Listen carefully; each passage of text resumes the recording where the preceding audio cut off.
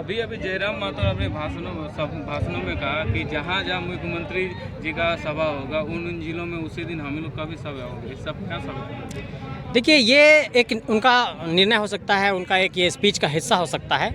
ये हमारी टीम की रणनीतियों पर निर्भर करेगा। निश्चित तौर पर उन्होंने कुछ कहा है तो सोच समझ कर कहा होगा, लेकिन हम ये रणनीतियों पर निर्भर करेगा कि हम लोग आगे आने वाले वक्त में क्या करेंगे। देखिए, एक बात स्पष्ट करना चाहते हैं, कोई किसी से टसल की बात नहीं है, किसी से कोई व्यक्तिगत लड़ाई नहीं है। हेमंत सोरेन जी से हमारी कोई व्यक्तिगत लड़ाई नहीं है, हेमंत सोरेन जी से आपका कोई व्यक्तिगत लड़ाई नहीं है। ये लड़ाई विचारों की है, ये लड़ाई वैचारिक मुद्दों की है, ये लड़ाई यहाँ पर झारखंड के नीतियों को लेकर के है। ये एक संदेश देने की कोशिश हो सकती है कि देखिए, अगर उसी दिन हम भी सभा करते हैं तो अगर जनता आपको बहुत ज़्यादा प्यार करती है तो जनता आपके पास आपको सुनने जाएगी, लेकिन अगर जनता का आक्रोश है तो जनता हमारे पास आएगी। तो ये हमारे एक संदेश देने की एक कोशिश है जनता को कि हम लोगों ने एक ही जगह पर सभाएं की, एक ही शहर में सभा किया, एक ही इलाके में सभा किया, लेकिन जनता हमारे पास ज़्यादा पहुंची है। और जबकि आपके पास बहुत सारा ऐसा तंत्र है कि आंगनबाड़ी हो गया, JSLPS की महिलाएं हैं, सेविका है, सहायिका है, आपके पास डीलर एसोसिएशन है, आपके पास सरकार का पूरा तंत्र है, BDO CO थाना सब कुछ है, उसके बावजूद भी आप भीड़ नहीं जुटा पा रहे हैं। हमारे पास कुछ नहीं है, खाली हम लोगों के पास स्मार्टफोन है मोबाइल का। कुछ आप जैसे पत्रकार लोग हैं, हम लोग पास बड़े पत्रकार भी नहीं है, बड़े मीडिया हाउस के बहुत बड़े बड़े कोई जी न्यूज़ और हमारे पास आज तक वाले लोग नहीं पहुंच रहे हैं, आप लोगों के पास पहुंचते हैं। तो हम लोगों के पास साधन और संसाधन बहुत कम है। बावजूद इसके हम लोग अगर आपके समकक्ष खड़े हो जा रहे हैं या आपको क्रॉस कर दे रहे हैं या आपसे ज़्यादा भीड़ आ जा रही है, तो ये आपके लिए आत्मचिंतन का विषय है कि मैं सत्ता में रहते हुए जनता को अपने पास नहीं बुला पा रहा हूँ और आप सत्ता में नहीं हैं, उसके बावजूद भी जनता आपके पास आ रही है। ये सरकार के लिए चिंता का विषय है और चिंतन का विषय है। हमारे लिए तो ये खुशी की बात है। क्या कुछ कमियां हैं? नहीं, आपके विचारों में अगर ताकत है तो जनता आपके पास आएगी। आपके पास DC है, SP है, IAS है, IPS है, SDO है, BDO है, CO है, आप नोटिस निकालते हैं, उसके बावजूद भीड़ आती है। ये इस बात की गवाही है कि झारखंड परिवर्तन के लिए तैयार है और कहीं ना कहीं हमारे विचारों में एक बहुत बड़ी ताकत है और इस कारण से जनता यहाँ पर जुट रही है। क्या लगता है कि जिस तरह से आपका सभा मतलब झारखंडी भाषा खतियन संघर्ष समिति का जो सभा है और मुख्यमंत्री का सभा एक ही दिन रखने का क्या मतलब है? इसमें झारखंड के लोगों को क्या संदेश देना चाह रहे थे? नहीं, हम लोग अपना काम कर रहे हैं, झारखंड मुक्ति मोर्चा अपना काम कर रहा है, हेमंत सोरेन जी भी एक सम्मानित नेता हैं, वो अपना काम कर रहे हैं, उनका अपना राजनीतिक दल है, हम लोगों का अपना एक संगठन है, समिति है, हम लोग लगातार हर जगह सभा कर रहे हैं। अभी कुछ दिनों पहले 16 तारीख को हम लोगों ने बदलाव संकल्प महासभा हजारीबाग में किया और आपने देखा होगा कि इस कार्यक्रम का जो हम लोगों ने ऐलान किया वो बहुत कम समय में किया और ये कार्यक्रम सफल भी हुआ और लोग पहुंचे भी। तो इस कारण से आपको ये दिखाई पड़ रहा होगा कि झारखंड में एक वैचारिक क्रांति फैली है। व्हाट्सएप के एक मैसेज से, एक ग्रुप के मैसेज से पूरे झारखंड के यूनिट का मैसेज चला जाता है और पूरे हर जगह से लोग आकर के कार्यक्रम में साथ देते हैं। जिस तरह से अभी चुनावी माहौल आने वाला है उसी की तैयारी क्या आप कर रहे हैं कि क्या लगता है कि जिस तरह से आप खतियान भाषा नियोजन को लेकर आए थे लेकिन अभी पॉलिटिक्स में आप मूव कर चुके हैं, क्या लगता है कि 2024 में आप? नहीं, जयराम जी एक बात बोलते हैं, आप लोग उस पर ध्यान दीजिएगा। वो कहते हैं कि अगर हमारी प्रॉब्लम का आप सॉल्यूशन कर देंगे तो हम लोग अपना रास्ता पीछे खींच लेंगे। सरकार से ये गुजारिश है कि इस वक्त आपके पास 1-1.5 साल का समय है।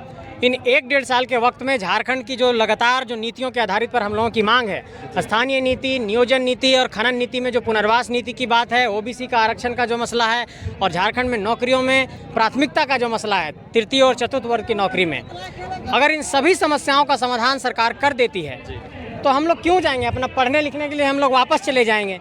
लेकिन अगर सरकार इन मसलों पर समाधान का रास्ता नहीं निकालेगी तो हम लोगों को मजबूरन कुछ फैसला लेना होगा और हम लोग जाएंगे और जनता के बीच उनसे आशीर्वाद मांगेंगे। लोगों का कहना है जिस तरह से अभी सत्ता में जो सरकार है वो भी इसी झारखंड के माटी का है और अभी जो JBKS काम कर रही है ये भी झारखंड के माटी का ही है। लोग उसको भी यही विश्वास के साथ वोट दिए थे कि हमें हमारी झारखंड में जितने भी दुविधाएं हैं, जो कुछ भी दिक्कतें हैं, उसका निदान होगा, लेकिन वो चीज़ नहीं हुआ जिस वजह से आप लोग आंदोलन में आए। क्या लगता है JBKS जब सत्ता पे आएगा तो यही चीज़ होगा कि लोगों को भरोसा कैसे करेगा लोग? नहीं, आपको ये बताना चाहते हैं कि ये विनोद बाबू की धरती है, ये इलाका पूरा। 4 फरवरी 1973 को झारखंड मुक्ति मोर्चा बनी थी, विनोद बाबू ने ही उस पार्टी को बनाया था। बाद में शिबू सोरेन जी उसके अध्यक्ष बने। और अगर झारखंड मुक्ति मोर्चा झारखंडी विचारधारा को लेकर के आगे बढ़ रही है तो हम लोग भी विनोद बाबू को फॉलो करते हैं, हम लोग भी बिरसा मुंडा को फॉलो करते हैं, उनके विचार को फॉलो करते हैं। लेकिन विनोद बाबू और बिरसा मुंडा के अगर विचार को फॉलो करने वाली कोई पार्टी झारखंड में राजनीतिक सत्ता में है, यहाँ पर सत्ता संभाल रही है, तो ये उनकी जिम्मेवारी है कि उनके काम में भी उनका विचार परिलक्षित होना चाहिए। लेकिन उनके काम में यहाँ का उनका विचार परिलक्षित नहीं होता है। आप देखिए आज झारखंड के प्रखंड कार्यालयों में क्या स्थिति है। आप खेत का एक ज़मीन खरीदिए अपने गांव में 40,000 रुपया में, 20,000 रुपया उसका म्यूटेशन कराने में लगता है। तो इसके लिए सरकार बनी थी। आप नौकरी का एक फॉर्म भरिए, आपको नौकरी नहीं मिलेगी, पता चला कि सीटें बिक गई, या फिर आपको 3rd और 4th ग्रेड में प्राथमिकता नहीं मिलेगी। झारखंडियों के लिए सीटें आरक्षित नहीं है। आप जाइएगा स्थानीय नीति खोजने के लिए, आपके पास स्थानीय नीति नहीं है। तो सरकार जिन मुद्दों पर आई थी, सरकार उसको पूरा करे। झारखंड मुक्ति मोर्चा ने, महागठबंधन ने अपने चुनावी मैनिफेस्टो में ये लिखा था कि खतियान आधारित स्थानीय नीति को परिभाषित करेंगे। 1932 के खतियान आधारित स्थानीय नीति को परिभाषित करेंगे। ये अब तक नहीं हो पाया है। हमारी मांग है कि झारखंड की स्थानीय नीति, नियोजन नीति, पुनर्वास नीति को परिभाषित किया जाए, उसके बाद ही ये आंदोलन रुकेगा, नहीं तो हम लोग जनता के बीच जाएंगे। ऐसा कहा जा रहा है कि JBSS का प्रभाव सिर्फ छोटा नागपुर पठार में ही देखा जा रहा है, संथाल परगना में इसका कोई असर नहीं। संथाल परगना में भी हमारे साथी हैं, हमारे हेम्ब्रम साथी हैं, सोरेन साथी हैं, और उन सभी लोगों से हम लोग जाकर के मिलेंगे। इवन कि कोल्हान में जाकर के आप देखिए, पश्चिमी सिंहभूम में भी हम लोग जाएंगे, हम लोग चतरा भी जाने वाले हैं, हम लोग पलामू भी जाएंगे। पलामू में लोग कहते हैं कि भाई वहाँ पर लोग मगही बोलने वाले लोग हैं, उन लोगों को कैसे एकजुट करेंगे। उन लोगों को भी ये बताएंगे कि झारखंड का जो इलाका है 264 प्रखंडों का, हर जगह एक अलग अलग विविधता है, वहाँ के लोगों को भी जोड़ने की कोशिश करेंगे। और तमाम लोग हम लोगों से जुड़ रहे हैं। हम लोगों के कंप्यूटर के एक्सेल सीट में आप डेटा देखिएगा तो लगभग 5 लाख से ज़्यादा डेटा हो गया हम लोगों के पास पूरे झारखंड से। और कई ऐसे लोग हैं जो लगातार जुड़ना चाह रहे हैं, और लगातार लोगों का नाम और मोबाइल नंबर आ रहा है, और हम लोग सबको सेव कर रहे हैं, सबसे संपर्क कर रहे हैं, और हम लोगों की समितियाँ और कमेटियाँ लगातार बन रही हैं। इस सभा के माध्यम से आप तमाम झारखंडियों को इस जगह से आप क्या संदेश देना चाहेंगे? झारखंडियों को ये संदेश देना चाहते हैं कि जिस सरकार को आपने चुना था, वो सरकार आपके वादों को पूरा नहीं कर पाई है। इससे ठीक पहले आपने जिस सरकार को चुना था, उस सरकार ने भी मोमेंटम झारखंड के नाम पर हाथी को उड़ाया। उस सरकार ने भी CNT SPT के कानून को संशोधन करने की कोशिश की। उस सरकार ने भी झारखंडियों के हक अधिकार को कुचलने की कोशिश की। तो गैर झारखंडी को चुना तो उसने भी छला, झारखंडी को चुना तो उसने भी छला।